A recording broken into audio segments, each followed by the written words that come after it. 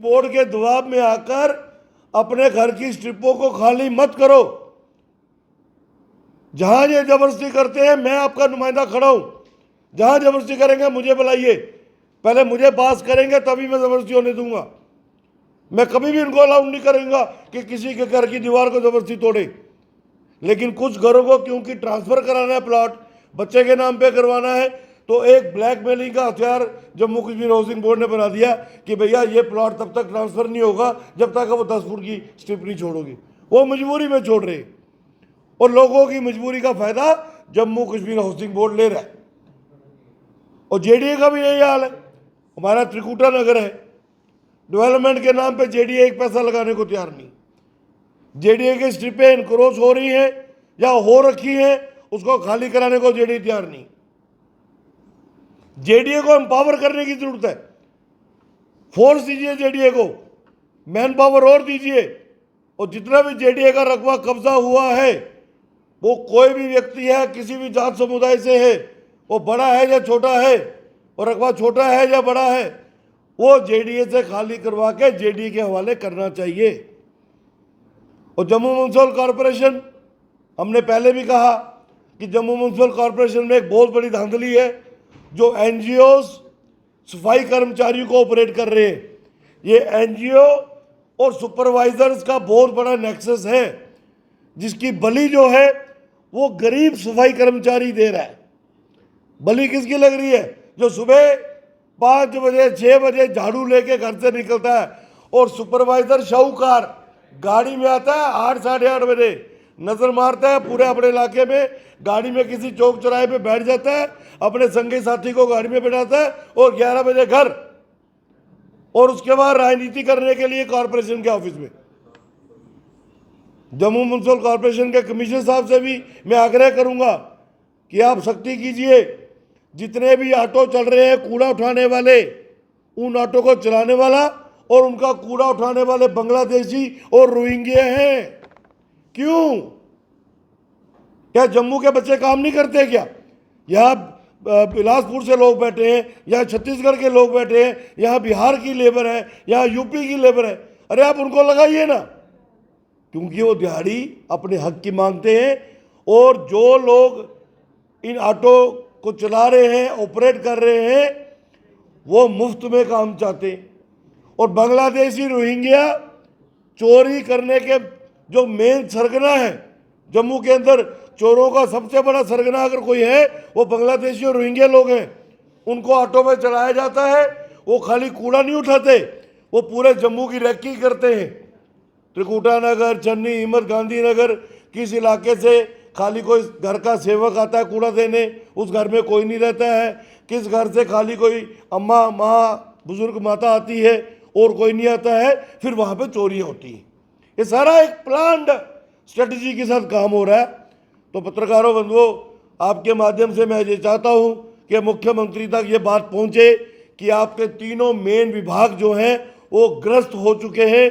तो ये मानना पड़ेगा कि आपकी लेड सरकार भी जो है वो ग्रस्त हो चुकी है। लोग आपसे तंग हैं, लोग आपसे खाली रिबन काटने की तवक्को नहीं रखते हैं। लोग आपके मंत्रियों को खाली चीफ गेस्ट बनाने के लिए नहीं रखा है।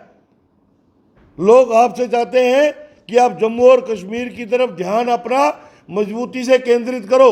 आपके मंत्रियों को एक ही हथियार मिल गया है, जब लोग पूछते कब होगा, पहले स्टेट बनी लैन दो, स्टेट बने फिर सब कुछ ही आए। 14 से पहले कौन से आपने पापड़ बेल लिए? 14 से पहले तो स्टेट थी, तब तक आप सरकार में थे, तब कौन से बड़े काम ऐसे कर लिए?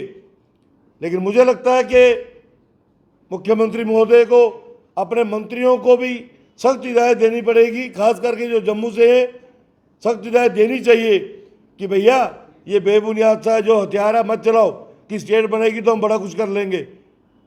अभी यूटी है, इसी सिस्टम में आपने यूटी के अधीन चुनाव लड़ा है, आपने वोट स्टेट के अधीन नहीं मांगा, यूटी के अधीन मांगा, तो फिर आपको यूटी के अधीन ही काम करने चाहिए।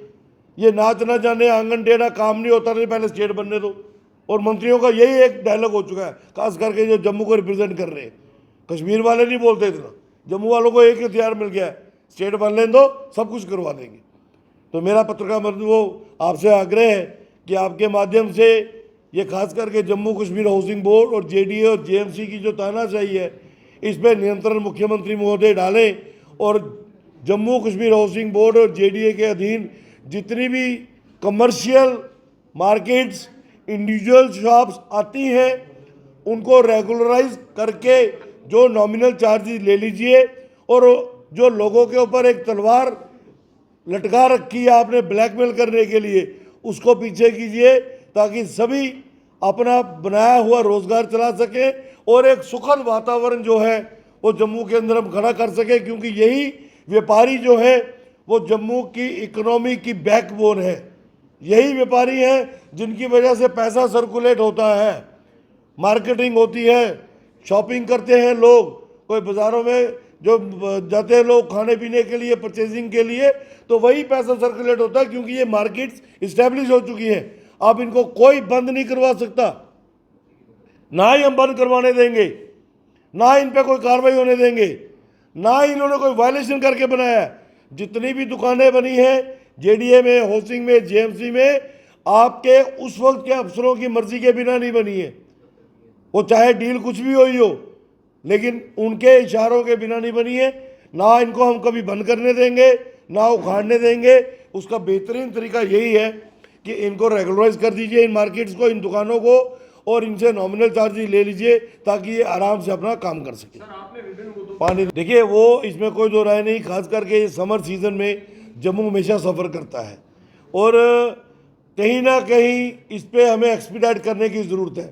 योजनाएं सरकार बड़ी बनाती है, बड़ी देर से एक योजना पेंडिंग पड़ी है कि चनाब से पानी लिफ्ट करके फिल्टर करके जम्मू लाया जाएगा और समूचे जम्मू को चनाब जो है बहुत अच्छे तरीके से कैटर कर सकता है। और अब तो चनाब का जल भराव भी बढ़ गया, जब पाकिस्तान को हमने पानी देना फिलहाल रोक दिया है, दे रहे हैं बूंद बूंद उसको दे रहे हैं उसकी औकात के हिसाब से। लेकिन मुझे लगता है कि कहीं ना कहीं वो योजना जो है उसको सरे इंजाम लाना चाहिए कि चनाब से पानी शिफ्ट करना चाहिए जम्मू में, फिल्टर करके लोगों के घरों तक पहुंचाया जाए और लोगों को पीने वाला पानी जो है मिले।